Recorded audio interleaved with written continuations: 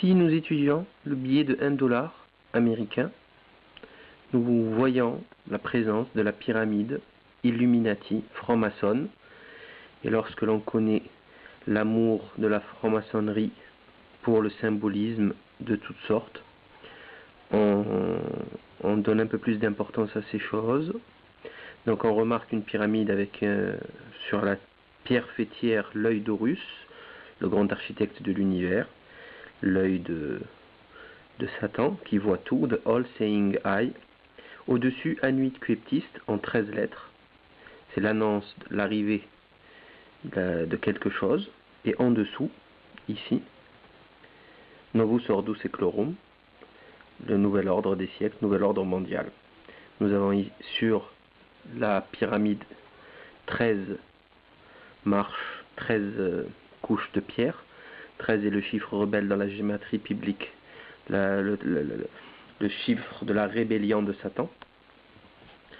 Nous avons sur l'autre partie du billet un aigle, et lorsqu'on s'intéresse de plus près à tout ce qui s'y passe, on y retrouve 13 flèches, toujours le même chiffre, 13 feuilles sur l'olivier, 33 plumes qui représentent les 33 degrés de la franc-maçonnerie écossaise, 13 ici dans le petit drapeau, 13 lignes noires et blanches, 13 étoiles qui représentent le sceau de Salomon, etc., etc., etc. Donc, lorsque l'on observe de plus près ce billet, on remarque qu'il représente quasiment un talisman de cabale, voilà, qui n'a strictement rien à faire sur un billet de banque étatique.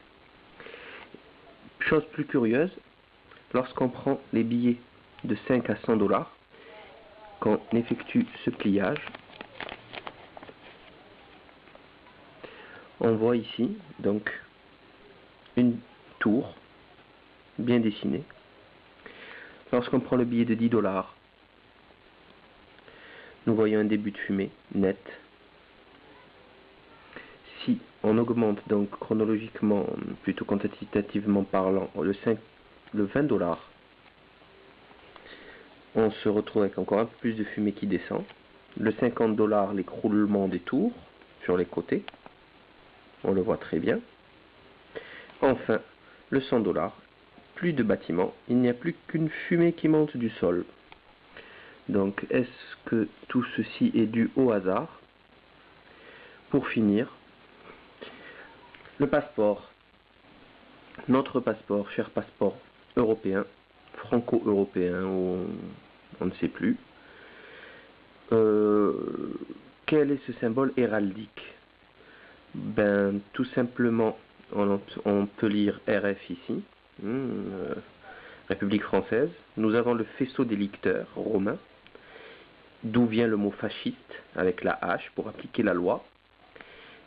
Des feuilles d'olivier, feuilles de chêne, sagesse épée.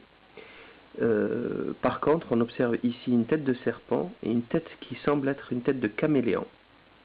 Donc j'aimerais comprendre qu'est-ce que fout ce symbole sur le passeport français qui ne représente absolument d'aucune manière la République française, qui ne peut être représentée que par le drapeau tricolore, le RF ou Liberté, Égalité, Fraternité.